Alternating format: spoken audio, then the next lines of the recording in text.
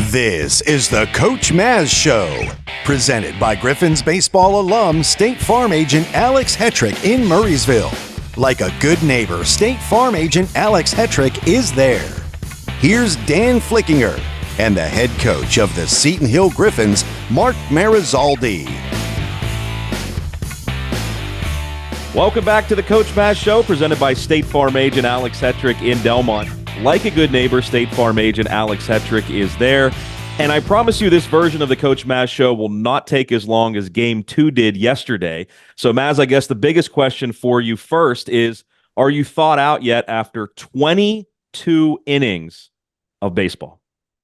I am, Dan. Thankfully, it's a little bit more tolerable when you come away with a sweep. That second game was a marathon, but man, I think it's so valuable to play games like that early in the season against an outstanding opponent like Ohio Dominican. I mean, you learn a lot about your team. We got to use a ton of pitchers and pinch hitters. A great team effort. I'm really proud of our guys for hanging in there. What a baseball game too.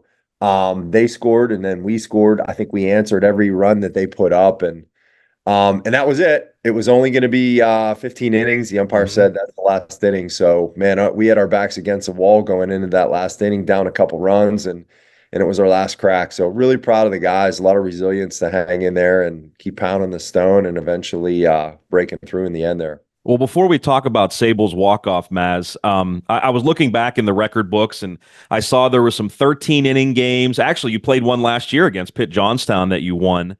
But I didn't see a 15-inning game, but I could only go back to like 2012. I know Greeny was looking back and seeing if he could find some games maybe in like the mid 2000s in that range. Do you remember a longer game, longer than 15 innings? Yeah, I believe it was either 06 or 07. I think the only game that was longer than 15 innings, we lost game one of a doubleheader to Fairmont State on the road in 17 innings. So tough loss. We had to come back and play a second game right after. Right. And Wow. it's that one. But to my memory, that's over 1,000 games. That's the only one I can remember that was longer than 15. Maybe some alumni can correct me, but that one at Fairmont went 17. Well, take me through the last inning. You guys are down by 2 runs, and when you're that deep into extra innings, it looks like things aren't looking very good for you. But again, the team battles through adversity, shows some resiliency, and you guys are able to score 3 runs thanks to a number of guys: Aiden Shepard, obviously Owen Sable, but Owen Mandler as well with a huge hit in that inning. And then Sable comes up with the biggest hit of the game. Kind of take me through that last inning if you could, and how you viewed everything from the third base box. It started off with a really good at bat by Max Mandler. He had a pretty tough day, and he was able to grind out a walk. But we're down, and we're down 2 runs. So now we bring, the guy who can hit the ball out of the park to the plate. So Jack Oberdorf, and you could sense, a lot of anticipation in that at bat. And Jack ends up dribbling one to shortstop. Thankfully, they only got 1 out on it, and Max advanced to second. But his run doesn't mean anything at that point. And Aiden Shepard, who had sat on the bench for 22 innings, freezing cold, has to come to the plate. And quite honestly, it's really hard to see at that point. I don't know how he saw the baseball. He took a swing and an elevated fastball on strike 1 and somehow barreled up the second strike and got it up the middle.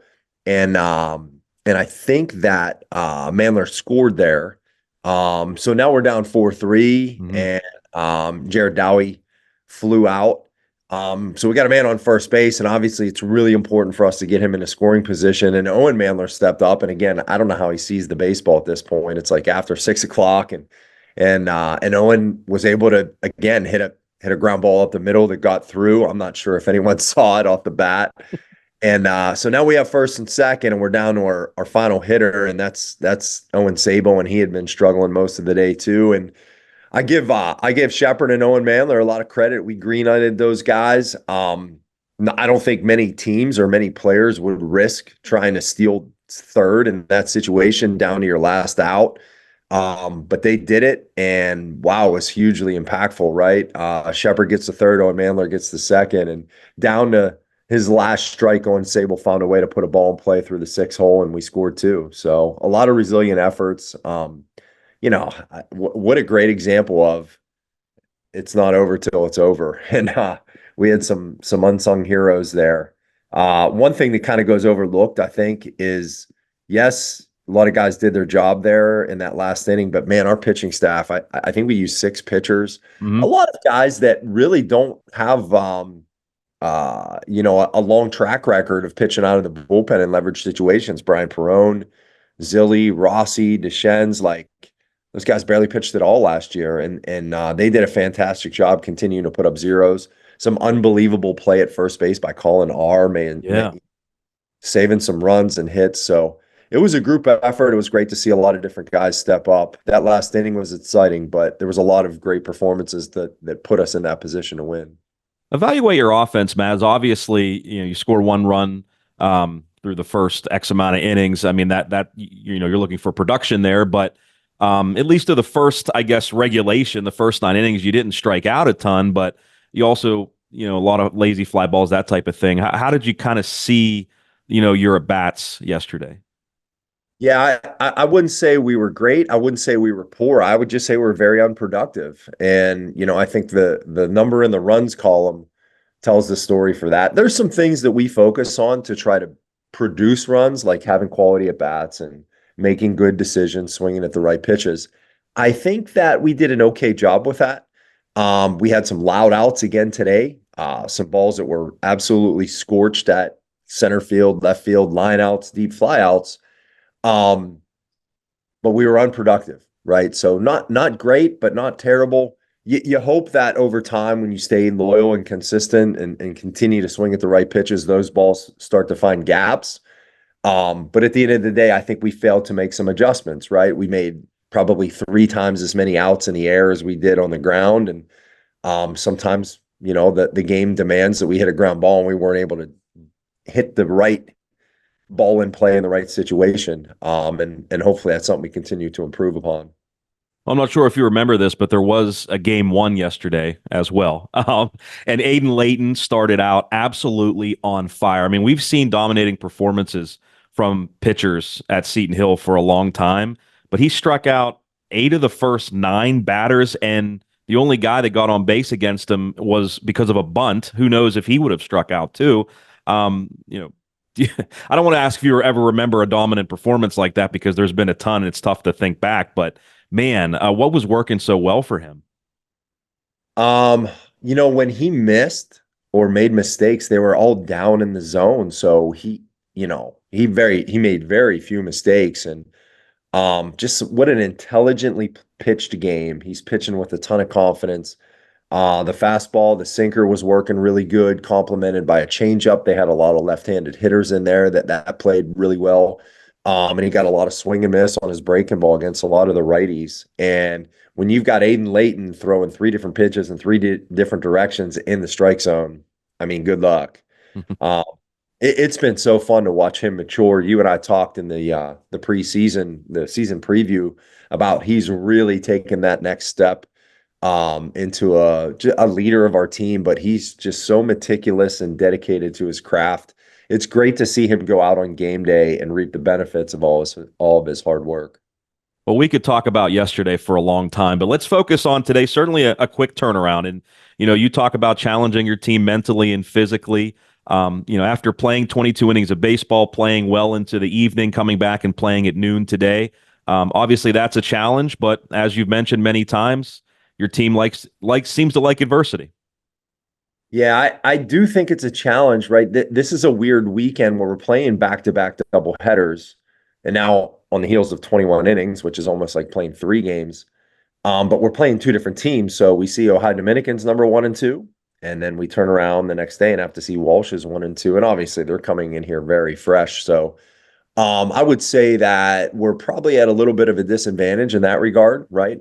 We used a ton of pitchers that won't be available today. But it's an opportunity. It's an opportunity for us to mirror like the intensity and physical demands of a PSAC weekend. 4 games where you get to come out and try to be the victors at least 3 out of those 4. So it'll be a challenge. but we're sending two seniors to the mound. Hopefully those guys set a good tone for us. And we have some depth. You know, you and I had talked in the past about one of the strengths of our team being depth. And despite playing a lot of innings yesterday, we got some fresh bodies and some hot bats that we're hoping to get in there today.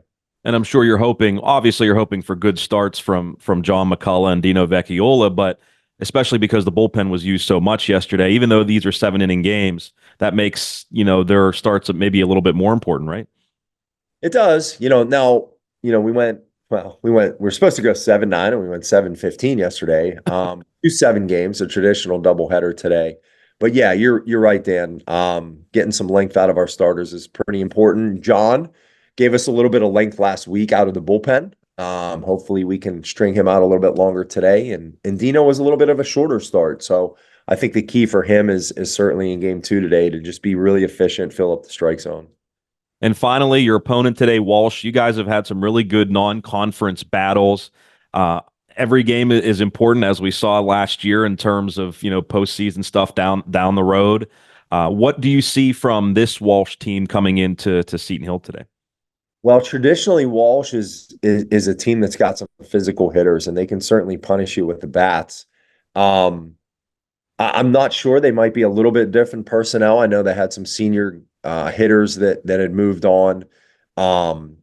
And they do have a couple of arms back, some older guys that had seen some starts for them last year. So they're kind of in the middle. There's a few returners, but they did need to replace some guys. And with them only playing a couple of games against Salem last week, it's hard to get a gauge on, what kind of team they are this early. But I think the style of play that Walsh plays, they're going to sit back and try to capitalize on opportunities offensively. Hopefully we can put a lot of pressure on them early, and get into their bullpen and hopefully have some long starts for our guys.